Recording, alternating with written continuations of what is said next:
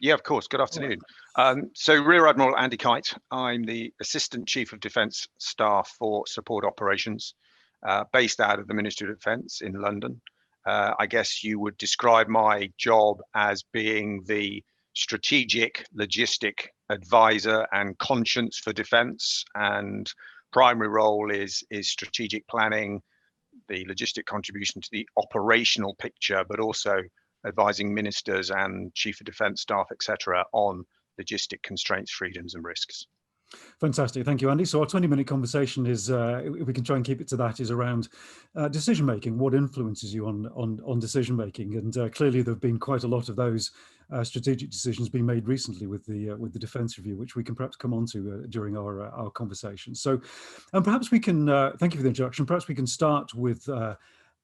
Maybe making some general observations, if you would, about from an organisational perspective. What are the considerations as a senior leader that you have when you're thinking about the subject of decision making, to make sure that actually decisions get made effectively in the organisation that you're running? Thank you. Yeah, thank you, Craig. I mean, I think that's a huge question, because it clearly sits right at the heart of any decision you've got to make. I think there are a number of systemic, almost sort of organizational tenets that you have to get right and have to have in place in order to be able to make those sort of effective decisions. I think right at the heart of it is ensuring you get the right level of decision making in terms of empowerment and delegation. You know, are the right people making the right decisions? Too often it's easy to over centralize the decision making process, Yeah. Which just silts it up. It just blocks the process. And I think what we found over the last 12 months, which has been characterized by clearly the COVID pandemic, an integrated review, a very busy operational tempo, is preserving that agility and that speed of decision making is absolutely central. So yeah. you absolutely have to be able to, first and foremost, make quick decisions when you are driven by circumstance, and so therefore being able to determine which subjects, which issues, which challenges need that rapidity of decision making, yeah, or those that you've got a little bit more time to consider, is right at the heart of it. Yeah. And I think it brings into really sharp relief that sort of value and quality that we kind of don't teach, because you can't teach, which is instinctiveness, if that is indeed a word, the instinctive decision making. And I think one of the things I've learned over the last year, certainly during the COVID pandemic, was to trust my instinct. And I think that for leaders is a really important, it's not a lesson, but it's a really important thing for people to consider, because I think far too often we don't trust our instinct. But what I've learned over the last 12 months is that if it smells, feels, looks right, invariably it will be right. So it's interesting, because we often talk about evidence-based. Now, the thing about decision making, particularly in roles like yours, make sure that you've got the evidence lined up, you've got the facts available to you, and you base your decision on that. But actually, what you, in a sense, I don't know whether it's a contradiction, but you're suggesting, in fact, that the instinct of decision making is equally as important as the evidence. Right? Do you balance the two, or how does that work? It is a balance of the two, and I think so. I think there are probably, I would say there are probably sort of three categories almost. There's the category that is just a go with what you've got, trust your instinct, and make the decision. But that's not to say you rashly do that. Of course not. Right. You in your mind, you have to balance the risks. You have to balance the proportionality. You have to balance the, why am I making this decision now? I think too often people don't go through that process of, do I have to make the decision right now? And that for me is always the first question I ask myself. If I'm being given a decision to make, or being asked to make a decision, I think the first question for me is always, do I have to make that decision right now? If the answer is yes, because it's operational or whatever, then I think you are into that space of instinctiveness based with whatever evidence you've got in front of you. because I don't think you ever make a decision without some form of evidence, but it might be sort of quite a shallow a pool of it. Yeah. But I think if your answer to your, do I need to make that decision now, is no, you've got time, then I think you're into the game of evidence, and how you use evidence to inform that decision. And then it becomes a question of how long have I got to make that decision? Yeah. You know, if you've only got a day, the old 1/3, 2/3 rule of time that you give people to work out what it is the answers to those questions to that question might, or that decision might be. Yeah. So I think it is a balance between the two. So I don't think it is contradictory. Right. I think as senior leaders, well, leaders at any level, I think you will always be faced with those decisions that are either, need to be made now or could be made slightly later, or decisions that you just know. Yeah. There are times when I think as a leader, particularly as you get more experienced, and you become deeper immersed in your subject, you just know. Yeah. Look, we don't need to spend, the number of times I have spent and said, look, I don't think we need to discuss this one too much further, because the answer is staring us in the face. And I think sometimes people, we sometimes, I think, are brought up to have more than one course of action. We've got to look at all the courses of action. Yeah. Well, yes, that again that might be appropriate, but there are scenarios where, frankly, you just know this is the right thing to do. And presumably often just crystallizing for people, your role as a leader is to crystallize for people what is clearly the right decision, but it's up to you to sort of state that and say, actually, given everything, this is really the course, and debating it any further probably isn't going to get us much closer to a better decision. It's almost that just crystallizing of it and stating it in a sense, isn't it, almost? Yes, I think it is. And I think it's also your role as a leader to make sure that you, frankly, don't waste your staff, your people's time. Yeah. I have seen leaders, I've worked for leaders who, frankly, I've sat there and gone, well, why are we analysing another course of action when it's abundantly clear what we're going to do? Yeah. Sometimes I think leaders, and can all be guilty of this, and I have been in the past, and it may well happen again in the future, where you want a comfort blanket, if I can call it that, of courses of action and staff time and so on and so forth. Yeah. But I think, and as I say, I would say I was as guilty of that as the next person. But again, come back to the COVID pandemic taught me very, very early on that you sometimes just don't have the time or the resources to do that. And that requires a bit of, let's say, bravery, but it requires a certain amount of moral courage, confidence in yourself, confidence in your team that you've got it right. And go for it when those circumstances apply. So interesting, Andy. And something you said a couple of minutes ago also about you were talking about the importance of empowerment, and you're obviously thinking in terms of your organisation.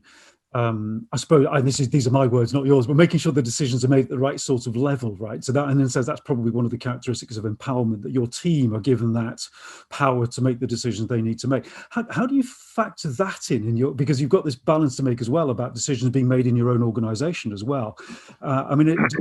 Does empowerment lead to faster decision making? How do you make sure that the levels of decision making are correct in your organization? I'm just really interested to get your views on that as well. I think empowerment is absolutely so important, because otherwise you as a senior leader will get swamped. That's the first thing I'd say, and therefore the agility you need in decision making just gets undermined. They're just, if I take myself back to when I was commander of the Joint Force Logistic Headquarters out in Oman, we were responsible for setting up the theatre, the operational theatre, biggest single theatre enablement since Iraq in 2003, and there was so much that we were being asked to do across the whole span of enablement that there's just no way I could make every single decision. Right. So therefore you've got to absolutely empower your people as you come down the pyramid. But you've got to be able to set the framework. You've got to be able to be clear with your people. This is what I'm very happy for you to do. This is what I'm not happy for you to do. This is where I would like to be consulted. This is where I just want to be told. Your people have to know their boundaries. They also have to have the resources. They also have to be trained, and you can't empower somebody to do something if you haven't, if they haven't got the right skills, experience, and so forth to Yeah. do it.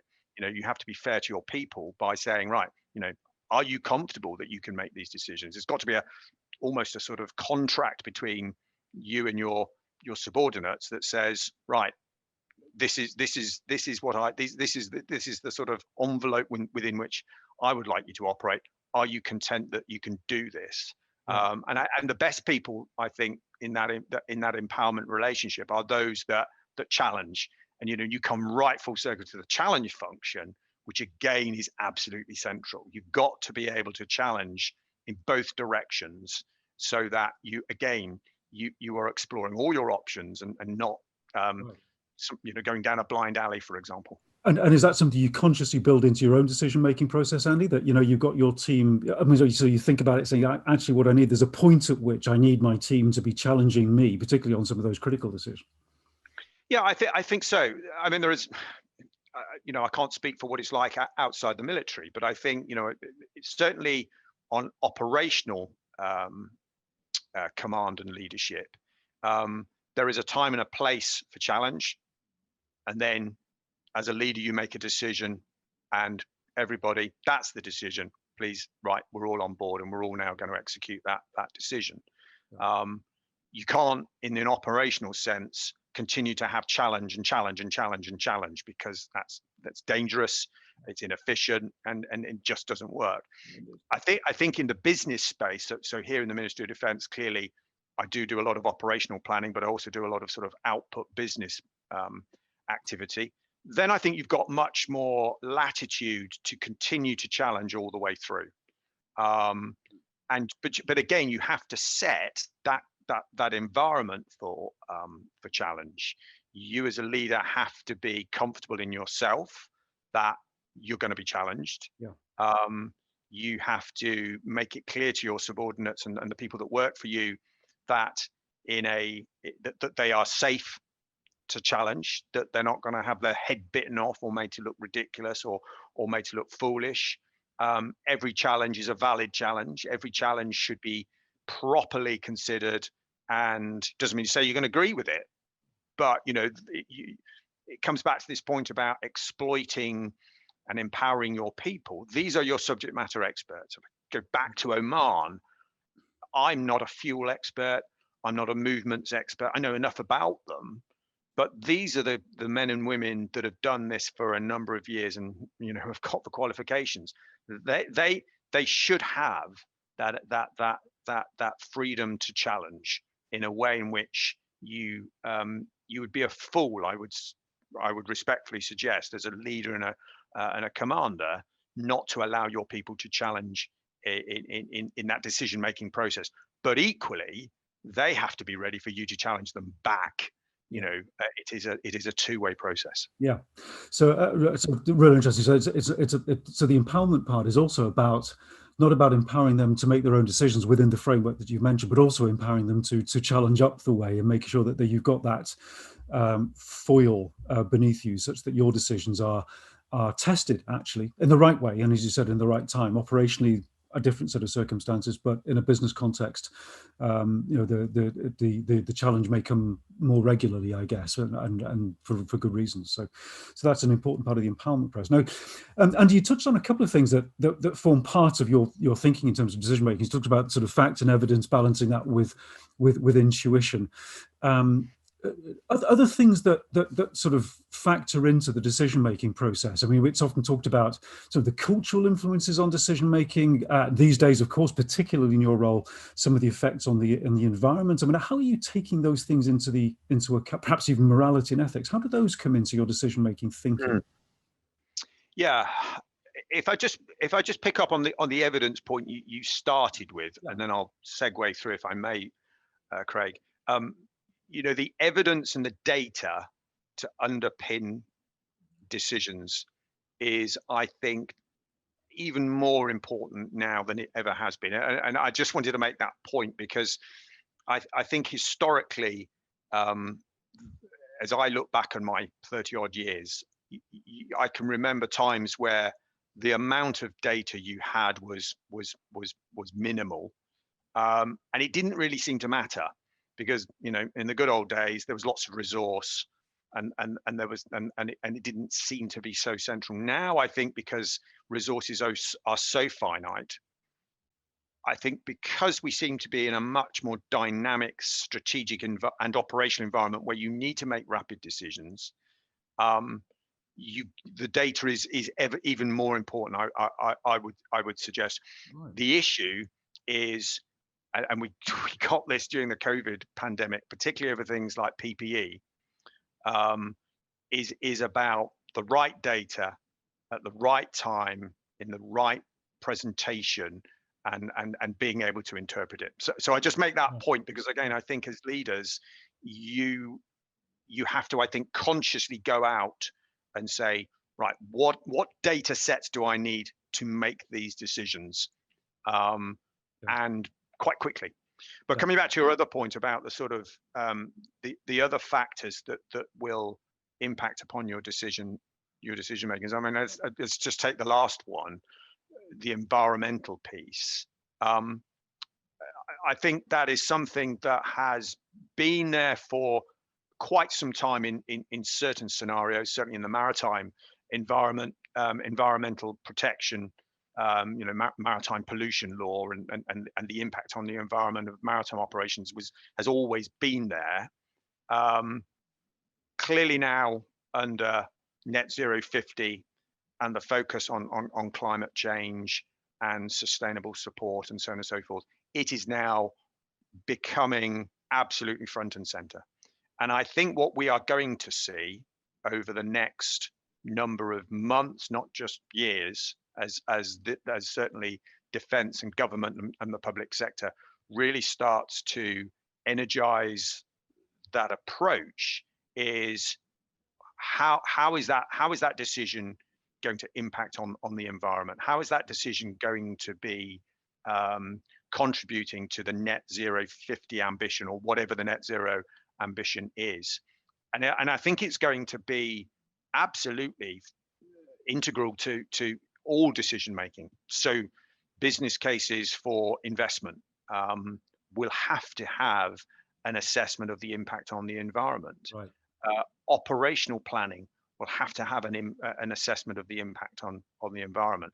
Mm. And I think if as leaders there is an area where we absolutely have got to get ourselves up to speed through the proper training and education, it is in that sector. So you mentioned training. Are there other mechanisms that you use or now using in the decision-making process in order that you are making sure that you're taking those environmental considerations into account? Not yet. I don't think we are. No, Yeah. I think we are. I think we are on that journey of right at the start of that journey of setting what that framework looks like, Yeah. and understanding, what are the factors, what are the considerations, what are my levers that I can pull. Yeah. And again, come back to, what are my freedoms and what are my constraints. Yeah. For me as a logistician, I'm not afraid of sustainability and net zero. I can see a future where a joint integrated force will have a very minimal logistic footprint if you compare it to 10, 20 years ago. And that's a good thing, because if you're not dependent on a great big long supply chain, then you've got much more agility, and so on and so forth. But I think we've got a long way to go before we are truly embedding it in our decision making. Right. I mean, it almost feels a bit like a change in culture in our decision making, doesn't it? In some ways, because we're so used to making decisions based on financial criteria, on logistics, operational criteria, or on strategic criteria, and then there's going to be this other one, isn't there? That there's this sort of environmental sustainability criteria against which we'll be testing our decisions. So we're still on a journey there, like as your point, that we haven't quite got to that yet. Yeah, absolutely. And perhaps I'm conscious of time, as it is always not long enough to have these conversations. But Andy, in terms of perhaps some slightly more I don't know, softer, certainly less tangible elements of decision making, sort of the morality, the ethics of our decisions, perhaps even sort of cultural impact. Is perhaps just a brief reflection on that, if you would. How do you take some of those those important considerations, less tangible considerations into the decision-making process?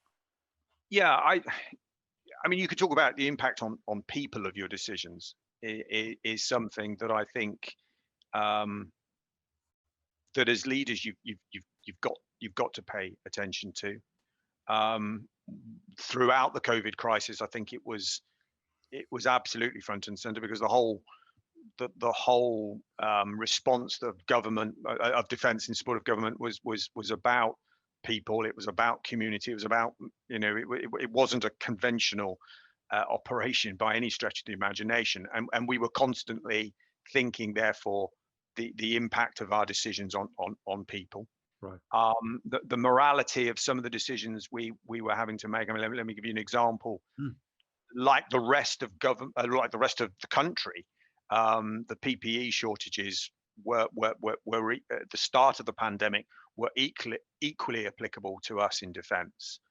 And sitting down on a Friday afternoon, knowing you only had so much PPE, and yet, nope, that'll be the lights just gone out.